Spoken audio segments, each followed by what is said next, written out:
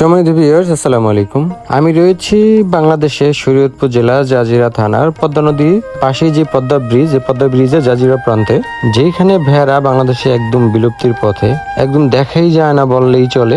সেই তুলনায় জাজিরার পদ্মা ব্রিজের প্রান্তে এক নতুন উদ্যোক্তা বড় ভাই, সে প্রথমে 10টা ভেড়া নিয়ে শুরু করছিল এই যাত্রা। আজকে তার প্রায় 50টার মতো ভেড়া। সে শুধু পদ্মা ব্রিজের আশেপাশে যে সবুজ ঘাসগুলো আছে সেগুলা সে উন্মুক্ত ভাবে ছেড়ে ভেড়াগুলাকে খাওয়ায়। শুধুমাত্র শীতের সময় সে কিছু শুকনা খাবার দেয়, তখন আশেপাশে কোনো সবুজ ঘাস থাকে না, যার কারণে শুকনা খাবার দিতে হয়, যেমন কুড়া, ভুসি, এই সব জাতীয় খাবার আর কি। এই এখনকার সময় সে আশেপাশে ঘুরে ফিরে সবুজ ঘাসগুলা খাওয়ায়, বাসায় এনে একটু সাদা পানি খাওয়ায়। এটা হচ্ছে খুবই লাভজনক এক ব্যবসা।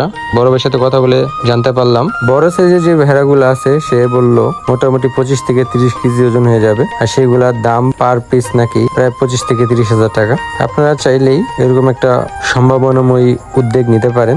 ভেড়াগুলো খুবই সুশৃঙ্খল, তাদেরকে যেভাবে নিয়ন্ত্রণ করে সেভাবে তারা নিয়ন্ত্রিত।